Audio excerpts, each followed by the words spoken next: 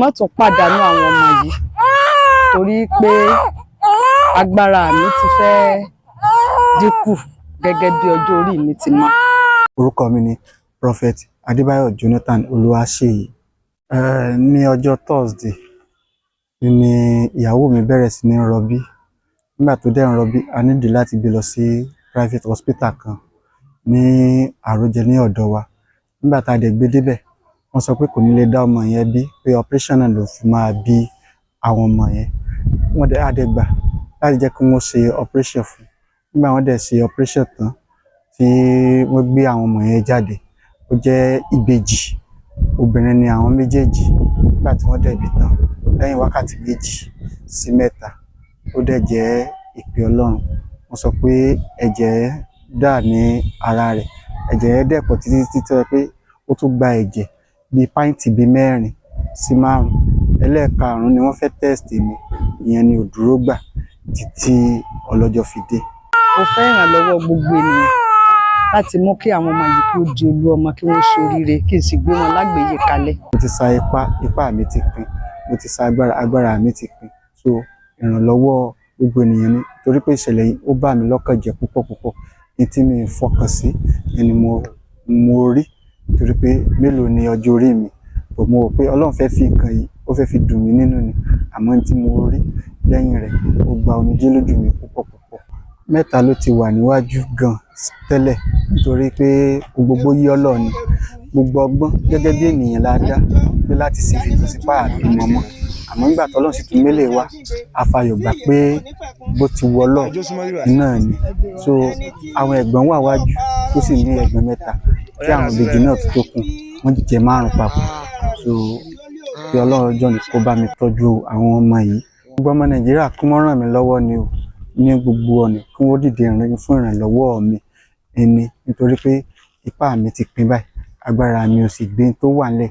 Ẹrù èèyàn méjì ó ti di tẹnìkan lọ́wọ́lọ́wọ́ báyìí o, kí wọ́n ṣàánú mi. Ìrànlọ́wọ́ àwọn èèyàn Ọlọ́run náà ni mò ń fẹ́ láti tọ́jú àwọn ọmọ yìí. Gbogbo àwọn tó pinnu láti ṣe ìrànlọ́wọ́ fún mi, kí Ọlọ́run kó bá mi dìde àánú fún ẹnìkọ̀ọ̀kan wọn.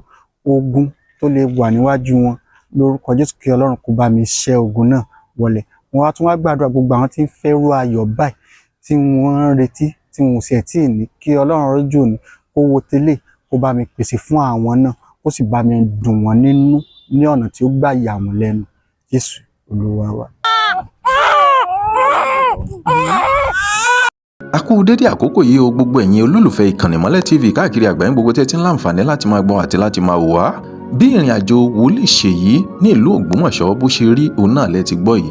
Nígbà tí ọ̀pọ̀lọpọ̀ ń gbé lọ́tùn lósì wípé àwọn ọmọ bí ìrìn àjò arábìnrin náà ṣe jẹ́, tí wọ́n ṣiṣẹ́ abẹ fún tán tí ó sì jẹ́ Ọlọ́run nípè. Kí Ọlọ́run kó má jẹ́ kí ẹrù ayọ̀ ẹnìkọ̀ọ̀kan wa kó dànù. Gbogbo ẹ̀yin tí ẹ jẹ́ aláboyún, bẹ́ẹ̀ ti rò láyọ̀ lẹ́ ó sọ̀ láyọ̀. Gbogbo ẹ̀yin tẹ́ ń wojú Ọlọ́run fún ọmọ, Ọlọ́run yóò dá yín lóhùn.